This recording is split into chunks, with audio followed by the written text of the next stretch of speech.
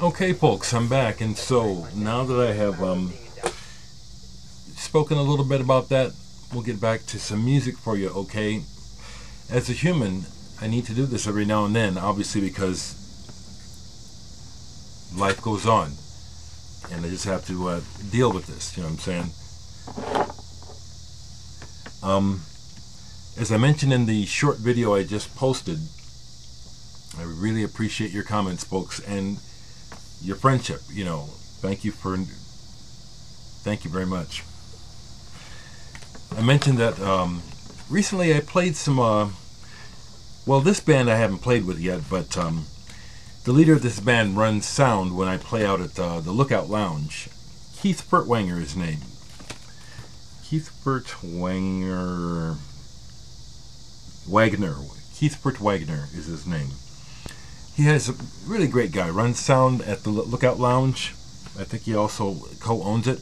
But he also has a band called the Beat Seekers. And when I last played there last week, he laid their CD on me, Ain't Close to Dead.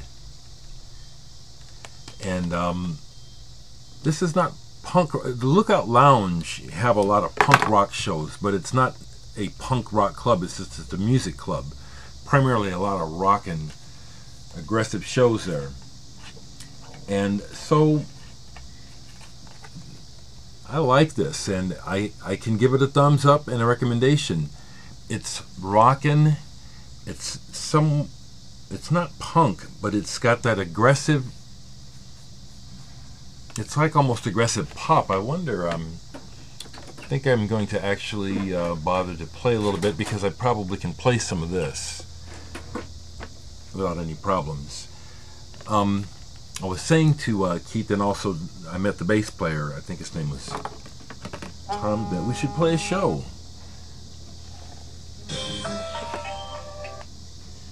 Gary, I'm making a video. Can I give you a call back? I'm in a record store in New Paltz, New York. What's up? Up by Woodstock, and there's an Dreama record in the used there. Well, that's very cool. We're everywhere. I'll just talk to you later. All right, man. I'll give you a call. See ya. Bye-bye. Did you hear the call? This is my friend Gary up in upstate New York doing some record crawling, and come across a used Dreama album. At least it gets sold. Okay, let's play a little bit of this. Beat Seekers.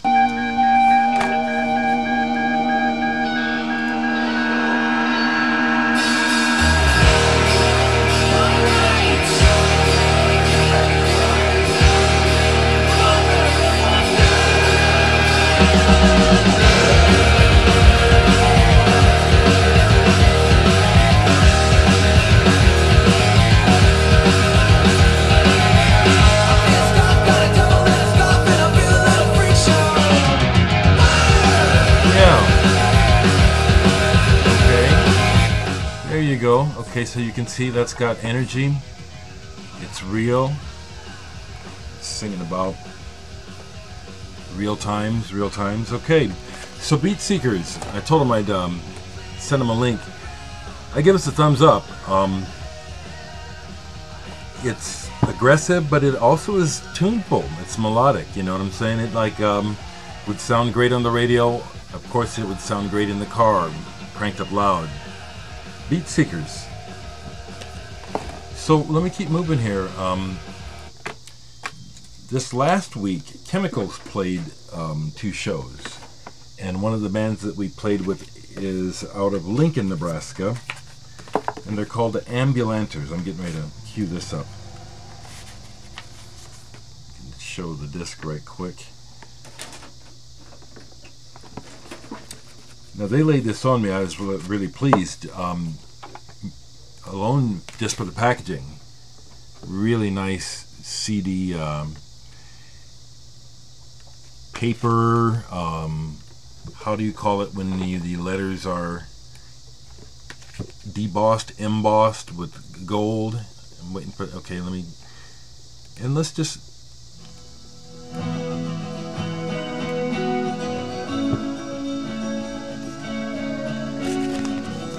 Card comes out, so it's in a window. very nice. You know, when they laid it on me, I said, man, what is it? Why so slow? Oh, your foolish cinematic flow. now I think it's because of my age, but right away I like this. But the band that it makes me think of is James from the UK. James. I don't have any of the records to show you. I just kept things on video. I sold my James, but that's what they sound like. Now this, again, you get to hear a little bit of it for yourself. They put on a good, energetic show. 2 drummers. One of the drummers played keyboards as well. Atmospheric and heartfelt. I really enjoyed hanging out and meeting the whole band. I had met one of the drummers before. And we shared one of the beautiful things about playing music and doing shows is how there's this sense of community that you really feel through the sharing of the music, you know, and the people that you meet related to it.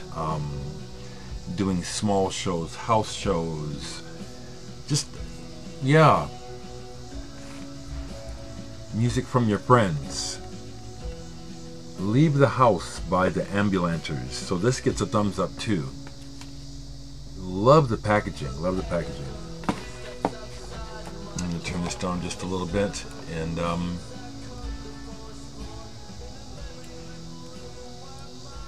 so I'm really jonesing for some to get some records. I just you know, don't have the scratch. So I'll show you what I've been playing. I tend to put things away because I'm not listening. You know, when I rediscovered my record collection a few years ago and the BC and everything, it happened before I found the BC, but that was part of me rediscovering my record collection.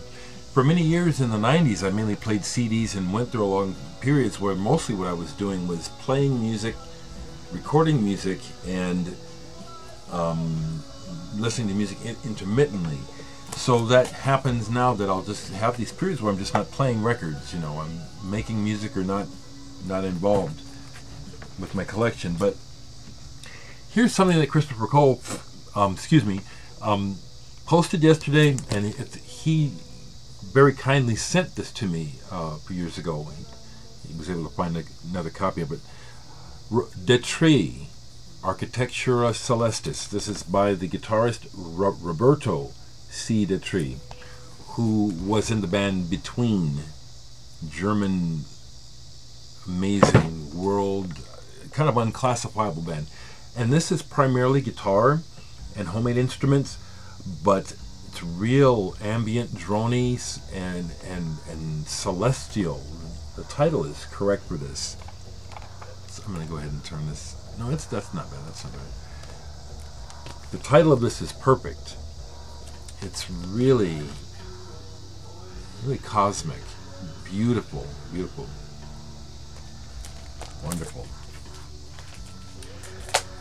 Was listening to NPR last night, Sound Opinions, I think, and they were doing a thing on Brazil. So I pulled Os Mutantes album, and I have to be in the mood for this. It's so weird. I mean, it really is. This is really, actually, rather. Oh man, I think it, in a way, had to be kind of revolutionary. I'm just speaking as an outsider. I'm not Brazilian.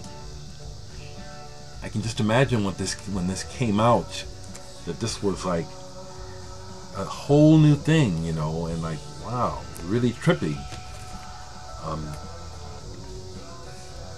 I gotta play this again, actually, you know. It's like, notice I'm hesitant. It's like, I still don't, it's like, wow. Mutantes. If you haven't heard this, it's like, you need to check this out. It's very trippy. Okay, what else have I got down here? I'm going to go ahead and turn this music off. It is actually kind of distracting my thoughts a little bit. Okay. But that is the Ambulanters, and I do think some of you would enjoy their record. Here's a collector's item. Well, it's become a collector's item. It's been reissued, but I have second pressing on Brain. The first pressing of Harmonia Deluxe. First pressing is on green Brain, and this is the Brain label with the head. The head that reminds me of Lou Reed's Metal Machine music, or one of his albums, Transformer, one of those albums. This headshot. Anyway, this is just an eternal favorite of mine. This music just brightens my mood. The cover, I think, is very descriptive of, especially the way the album starts off. It's a very happy sound, the way it starts. And I don't know, musically this really defines a place that I really love mentally. It's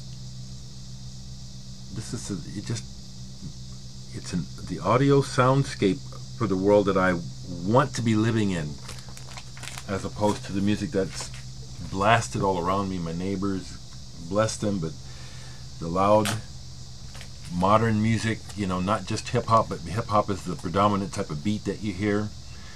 And of course I love the music, and at the same time it can be irritating when you don't have a choice about hearing it, especially really loud.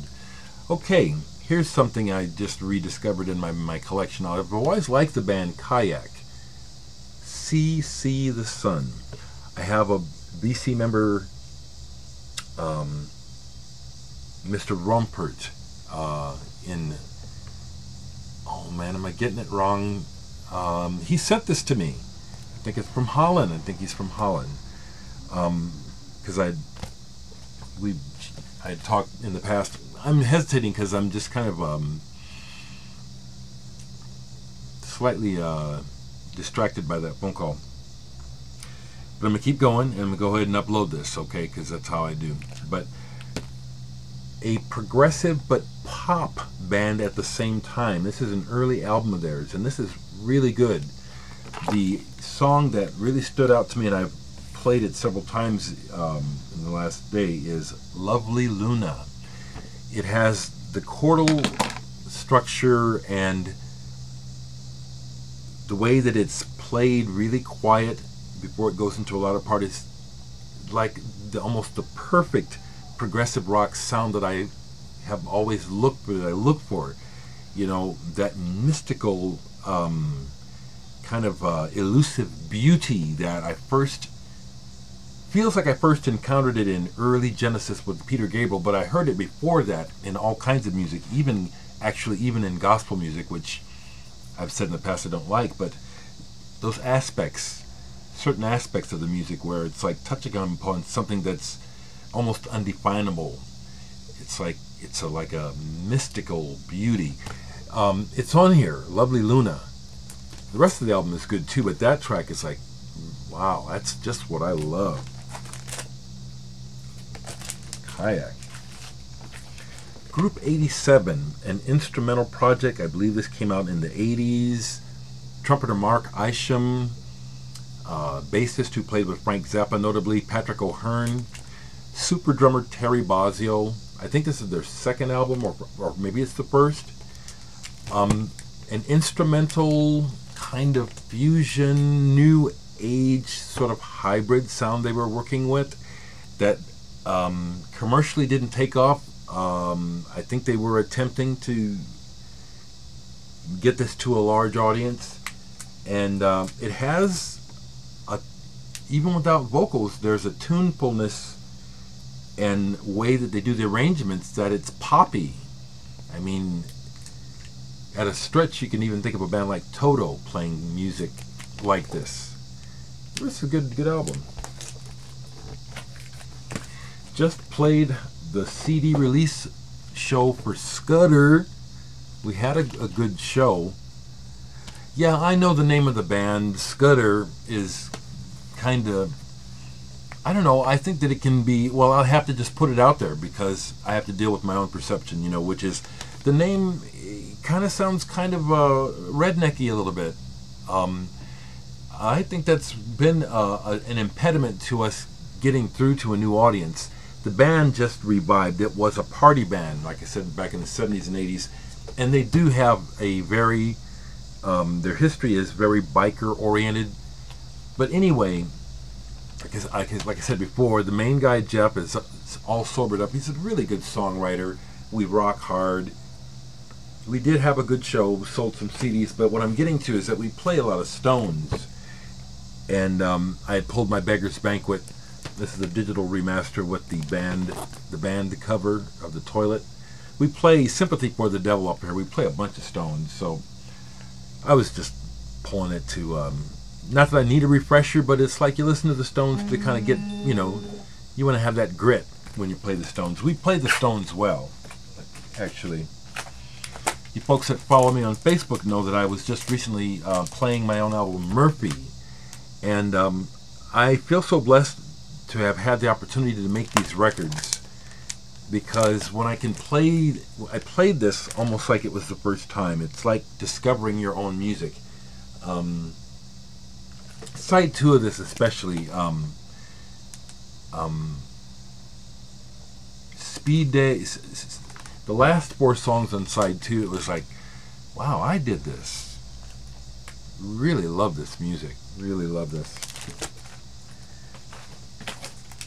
I'll be speaking more here in the near future, I'm planning on anyway, about an upcoming CD compilation art project that I'm a part of, spearheaded by artist Gonzalo Fuentes, I believe is his name. But it's guitar-based interpretations of a series of art pieces that he has lined up. His artwork, as well as several notable artists. Cal Schenkel is one who did a lot of Zappa covers. Matt Howarth, who's done who did the Residence comics, he's contributing to this. But among the guitarists are, well, he's not on here, but he comes to mind, is Fred Frith. This is Casper, headed by Goebbels and Harth, Alfred Harth. He's a friend of mine on Facebook. Well, we're not. Well, yeah, we talk. Actually, talk. I reached out to him a few years ago, but this is like, as he described it, and they described it, they're what they call punk jazz. And it's not punk rock, but the spirit of punk in a jazz setting. This is completely improvised. At times you can tell that, mostly you can't tell it. And it's in your face. It's intense. This is Casper, Man or Monkey. This came out in 1982. But this came to mind because some of the artists are related. You know, they've worked together. These guys have worked. Anyway, I'm babbling.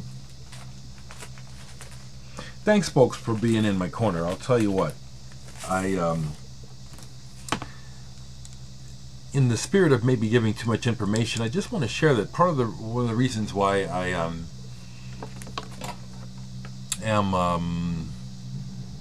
like I am is because, you know, there was a time when I was going to be like either a priest or a preacher or a minister or something. Values and being right with people is important to me, and in my life I have made amends where I really felt I've needed to. You know, I can actually, the last person I needed to make amends to, in my mind, when I encountered them out of the blue, I've said this before, it's like that person said, "Are you kidding me?" What? That was nothing. No. But I know I have a couple of people who in my life who, that's who I think, if it's anyone that I know, that would be one of these people who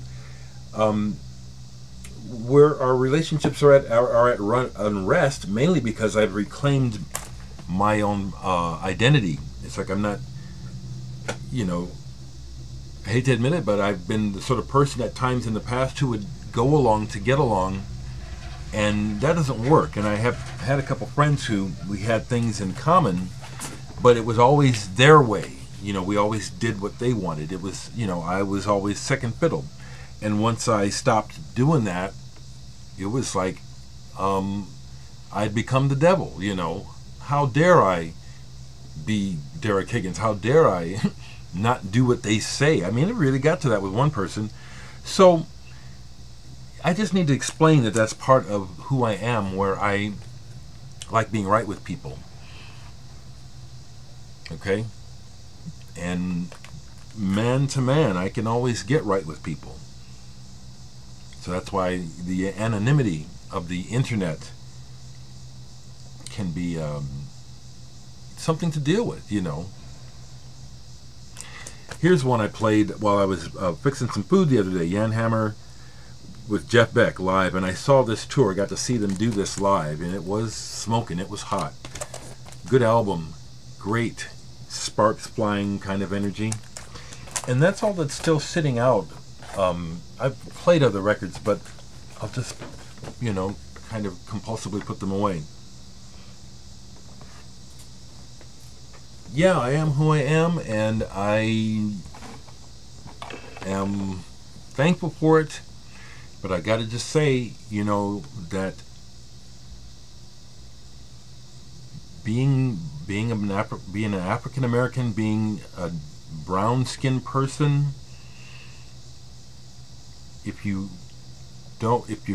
not this, you probably don't understand how part of what I'm dealing with feels like the double standard that exists completely across the board in the world, especially in America, in the world of black people versus white people. That comes into play regarding my sensitivity in dealing with the public here on YouTube. I'll go ahead and say some more, you know. When this relates, some of you who know me will completely understand what I'm about to say.